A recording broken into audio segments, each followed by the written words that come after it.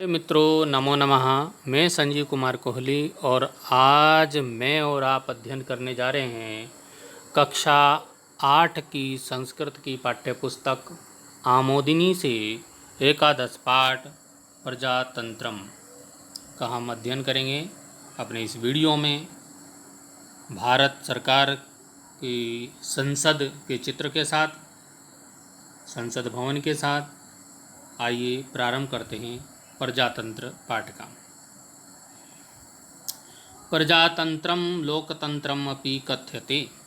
प्रजातंत्र को लोकतंत्र भी कहते हैं।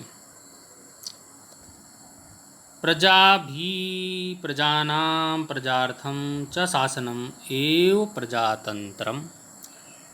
प्रजा द्वारा प्रजा का और प्रजा के लिए शासन ही प्रजातंत्र है। आधुनिक युगे प्रजातंत्रस्य बहुविकसितं स्वरूपं दृश्यते।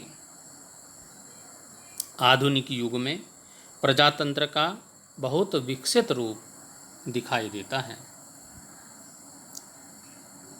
प्रजातंत्र विधानस्य विकासा प्रधानता इंग्लैंड देशवासी भी मध्य युगे संपादिता।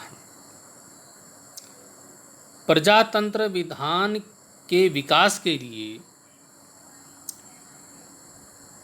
मध्य युग में इंग्लैंड देश से मध्य युग में संपादित किया गया है। मुख्यतः प्रधानता मैंने मुख्यतः प्रजातंत्र विधान, प्रजातंत्र का जो नियम कानून, उसका विकास जो है प्रधानता मुख्यतः इंग्लैंड देश के वासियों में ने मध्य युग में संपादित किया था। किंतु विश्वस्य प्रायशः सर्वेषु देशेषु पुरापि प्रजातन्त्रस्य बीजरूपेण किंचित् दुष्विकसितं रूपेण च सर्वत्र प्रतिष्ठासीत् इति निसंदिग्धमेव। किंतु विश्व के प्राय सभी देशों में पहले भी प्रजातंत्र का बीज रूप में, विकसित रूप में, किसी न किसी रूप में सब जगह स्थित था। इसमें कोई शक नहीं है, संदेह नहीं है, ऐसा निसंदेह है।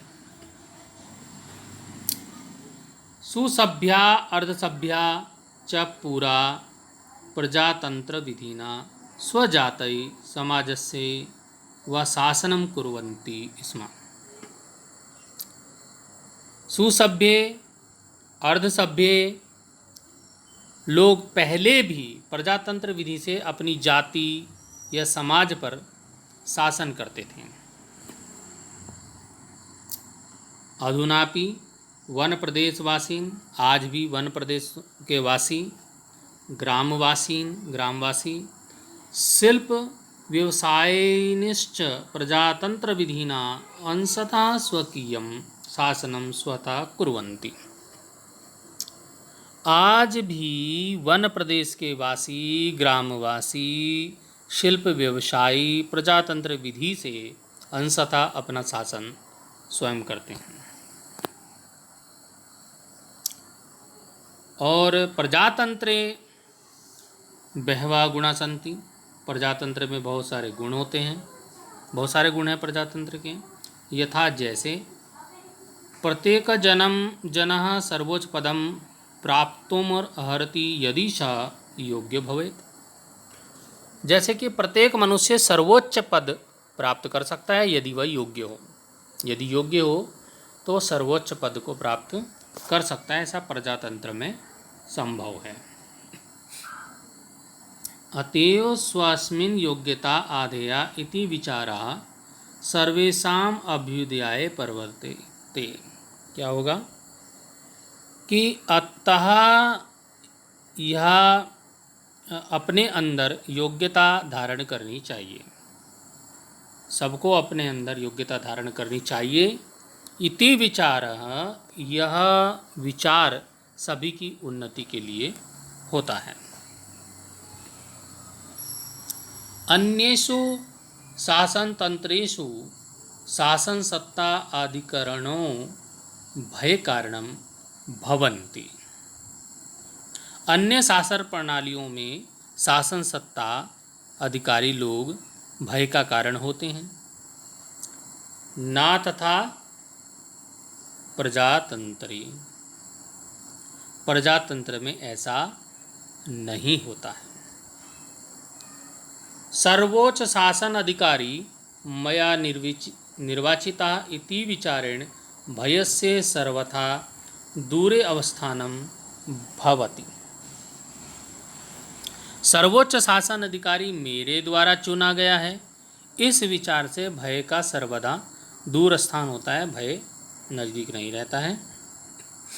ते निरर्थकम शासनात् न बिभ्यति, वे बेकार ही शासन से नहीं डरते। आगे देखेंगे, वयमेव स्वकीय देशे सुशासनस्य व्यवस्थापका इति भवति आनंद कारणम। अब हमारे अपने देश में अच्छे शासन की व्यवस्थापक हैं जो आनंदकारी हैं, कि हम जिसको प्रजातंत्र में जो हमने निर्वाचित किया वो हमारा अपना निर्वाचित सदस्य हमारा व्यवस्थापक है, यही आनंद का कारण है। कुशासनम चेद भवेत वयमेव कारणम इष्येति तस्य दूरीकरणम जनै कर्तुम शक्यते। यदि कुशासन हो जाए जिसके कारण हम ही कारण होते हैं तो उसको दूर करने में जनता ही समर्थ होती है। अगर प्रजातंत्र में कुशासन है तो उसके जिम्मेदार भी हम प्रजा हैं और उसको दूर करने में जनता ही समर्थ हो सकती है। आगे देखेंगे, प्रजातंत्रम बहुजनै कृतं शासनम भवति। प्रजातंत्र बहुत लोगों द्वारा किया गया शासन है। प्रजानां प्रतिनिधय तासां सुखार्थम सम्यक चेष्टन्ते। प्रजा के प्रतिनिधि उसके मतलब जनता के सुख की सम्यक चेष्टा करते हैं, कोशिश करते हैं कि जनता सुखी रहे। प्रजानाम आवश्यकताया साक्षात ज्ञानम कुर्वन्ता। और प्रजा के जो हमारे प्रतिनिधि हैं वो प्रजा की आवश्यकता का ज्ञान करते हैं कि वास्तव में हमारी प्रजा को क्या चीज़ की ज़रूरत है, क्या उनको चाहिए, किस प्रकार से उनकी तरक्की उन्नति प्रगति हो सकती है। ते यथोचितम साधयन्ति, और वो हर प्रकार से उसको उनका कल्याण करने के लिए प्रजा के अनुरूप साधन देते हैं, उसको साधते हैं। बहुजना सभासु सम्यक विविच्य प्रजाया कल्याणम कुर्वन्ति। बहुत लोग सभाओं में सम्यक विचार करके, अच्छी तरह से विचार करके प्रजा का कल्याण भी करते हैं। विरोधी दल सदस्यानां समालोचनया तत्वतः सत्य मार्गस्यानुसंधानं भवितुर्महति। विरोधी दलों के सदस्यों द्वारा समालोचना से तत्व रूप से सत्य मार्ग पर चलने की खोज संभव होती है। इसलिए कहा जाता है कि प्रजातंत्र में विरोधी दल भी होना जरूरी है, आवश्यक है। तो विरोधी दल के जो सदस्य हैं वो समालोचना करके तत्व रूप से सत्य के मार्ग पर चलने की खोज संभव करते हैं। आगे देखिए, प्रजातंत्र शासने कतिपय दोषा अपि सन्ति। प्रजातंत्र शासन में कुछ दोष भी हैं, कुछ दोष उसके हैं, जैसे गुण हैं तो दोष भी होंगे।